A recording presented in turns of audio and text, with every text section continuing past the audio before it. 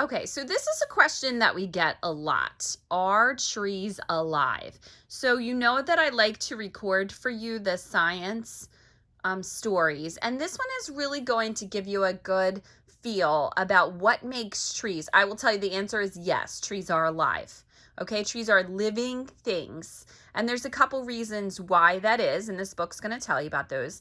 This was written by Debbie S. Miller, illustrations by Stacy Shoot, looks like. Yep. So I want you to pay close attention to what makes the tree alive. So when you pop on live at 11 o'clock, I want you to tell me what makes a tree alive. How do we know it's actually alive? It's a nice map of the world, different types of trees, the title page. I don't need to do the whole introduction. All right, here we go. Long roots wiggle through the soil. They gather water and minerals that the trees need to grow. Roots anchor a tree, like your feet help you to stand. So we talked about this when we talked about pumpkins and apples. So this is the same is true for any type of tree. They all have roots, and that's what's growing under the ground. So after the seed is planted, the roots are the first thing to take hold because they have to transfer the water and food to the tree.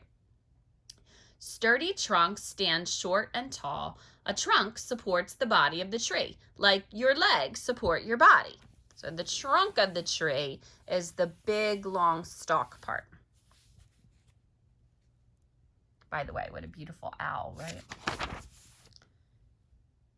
Branches hold animals, the nests of birds, swings, and tree houses. They sway gently in the wind like a mother's arms rocking their baby. So these are the branches. So you know that lullaby? Rock-a-bye baby on the treetop. Here it is. That's where it came from. Bark is dark or light or smooth or thick or thin, just like people's skin. Bark protects the inside of the tree from harsh weather and insects, like your skin protects you.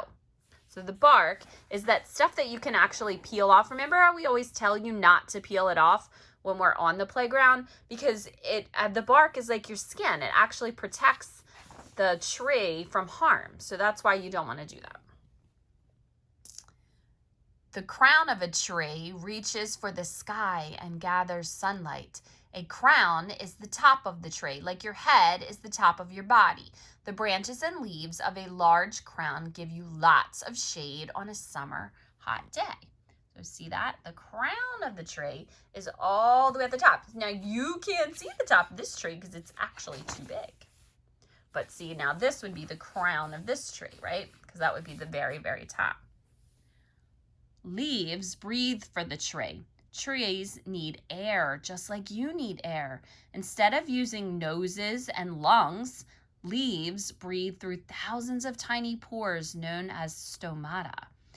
Leaves flutter in the wind like your hair blows in the wind. Look at this beautiful illustrations. Aren't they beautiful? So that's what they're talking about. They breathe through those little tiny openings. Ooh, what do you think he's getting out of the tray? Look at that. Sticky sap travels through small tubes inside the tree between the roots and the leaves. Without sap, the tree could not live, just like your body could not live without blood. Look at the veins in a leaf and compare them to the veins in your hand. Some tree sap is harvested by people. So what do you think they use tree sap for? Do we know? What do you think they know? So they're asking, see, I have veins in my hand. Do you have veins in your hand? We're going to compare that when we jump on live, okay? Trees grow flowers of all shapes and sizes, of bright and soft colors. A pretty flower can attract insects and birds, just like your smiling face can attract a new friend. Animals feed on the nectar and pollen of the flowers. They help spread pollen so that the trees can make seeds and grow fruits. So see that?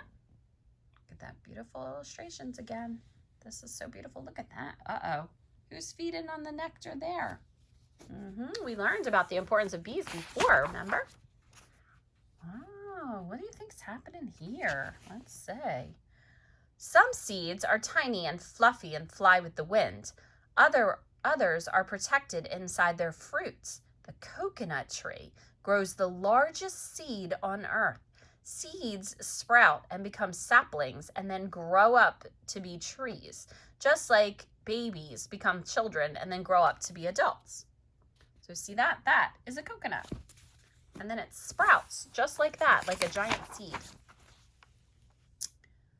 Some trees die because of fires, disease, and storm damage. Many trees are cut down by people for their wood. Some trees live to be very, very old, just like some people live more than 100 years. There's that beautiful tree. Look at that tree.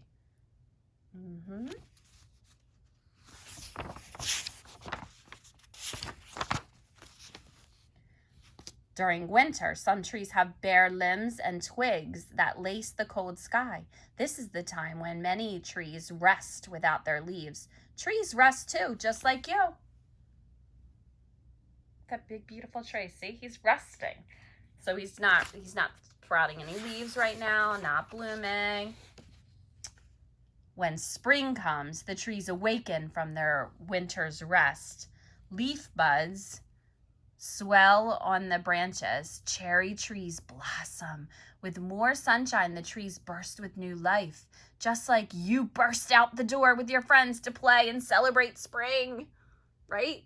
It's so exciting when spring comes and all the flowers start again. Cherry blossom trees are beautiful.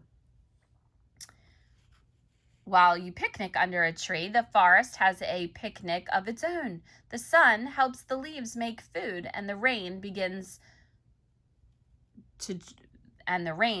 drink, and the wind brings music to the forest. So see, look, they're having their own party, right? The wind is going and the rain is going. All right, so this is some facts about trees. I'm not going to read this all to you because you don't necessarily want to sit through all of this, but we will talk about all of this at different points in time. Okay, my angels, when you get on, we're going to compare veins, and I'm going to ask you what veins are and how they help the tree. Okay, bye.